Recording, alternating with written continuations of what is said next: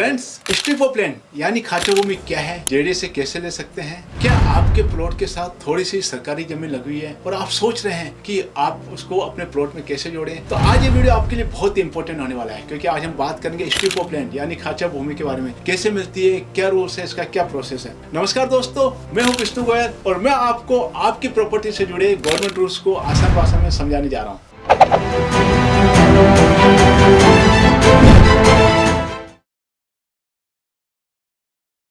तो चलिए शुरुआत करते हैं बिना टाइम वेस्ट किए। और सबसे पहले हम समझते हैं कि स्ट्रिप ऑफ लैंड यानी खाचा भूमि क्या होती है। सिंपल भाषा में खाचा भूमि गवर्नमेंट लैंड होती है जिसे एक अलग प्लॉट के रूप में डेवलप नहीं किया जा सकता है और जो आपका एग्जिस्टिंग प्लॉट है उसके साथ में लगी होती है। यानी ये रोड का है, पार्क का है, किसी दूसरे प्लॉट का हिस्सा नहीं होती है। और सबसे इम्पोर्टेंट बात है कि आपको खाचा भूमि अलॉट की जा सकती है। यूजुअली रिजर्व प्राइस के डबल के है या उससे भी ज्यादा रेट पर एज पर रूल्स रेगुलेशंस आपको अलॉट की जा सकती है। अब हम बात करते हैं कि खाचा भूमि अलॉट करने के लिए आपको कौन कौन से डॉक्यूमेंट चाहिए। तो सबसे पहले हमें पट्टा, लीज डीड और उसका साइट प्लान, इसके अलावा ओनरशिप डॉक्यूमेंट, फिर लोकेशन प्रूफ, आपकी जगह का गूगल मैप है, अप्रूव्ड मैप है, फिर एक एफिडेविट लगता है कि किसी प्रकार का कोई डिस्प्यूट पेंडिंग तो नहीं है। यदि आपके डॉक्यूमेंट्स बैंक में रखे हुए हैं तो बैंक का एक लेटर ऑफ डॉक्यूमेंट भी हमें देना जरूरी होता है। अब हम समझते हैं कि इसका एप्लीकेशन का प्रोसेस क्या है। जैसे कि मैंने आपको बता दिया था, पिछले वीडियो में हमने चर्चा की थी कि जेडीए ने 40 से ज्यादा सर्विसेज ऑनलाइन कर दी है। तो आपको स्ट्रिप ऑफ लैंड के लिए भी ऑनलाइन अप्लाई करना है। अब इसका प्रोसेस क्या है कि सबसे पहले आपको जेडीए के पोर्टल पे जाना है, आपको लॉगिन करना है, स्ट्रिप ऑफ लैंड सर्विस को सिलेक्ट करना है। सर्विस सिलेक्ट करने के बाद में आधार का वेरिफिकेशन होगा और ये डिटेल आपकी ऑटोमेटिक फिलअप हो जाएगी। उसके बाद में आपको प्रॉपर्टी की डिटेल डालनी है, प्रॉपर्टी का सर्विस नंबर डालना है, आपकी स्कीम का नाम डालना है। एडवांस सर्च के अंदर वो सारी चीज ऑटो फिलअप हो जाएगी। स्ट्रिप ऑफ लैंड की डिटेल बननी है। जी हाँ साथियों, स्ट्रिप ऑफ लैंड जो आप अलॉट कराना चाहते हैं उसका एरिया क्या है, लोकेशन क्या है, ये सारे डॉक्यूमेंट्स आपको अपलोड करना है। उसके बाद में फाइनल रिव्यू होगा आपकी एप्लीकेशन को, आप उसको चेक कर लीजिए, फिर आपको फाइनल सबमिट करना है। ये प्रोसेस सिंपल तो है